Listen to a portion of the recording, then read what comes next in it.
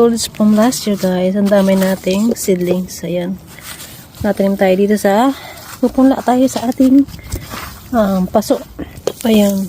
Basta yan ang dami.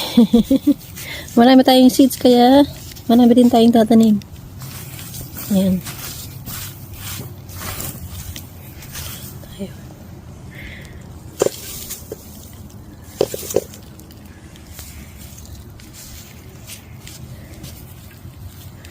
Naman tayo sa pangalawa.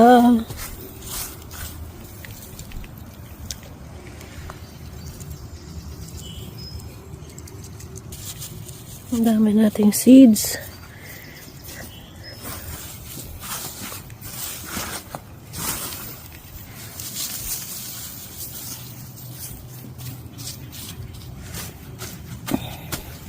Ayan, dalawa lang kasi ang dami nating seeds. So, marami na yan pag tumubo.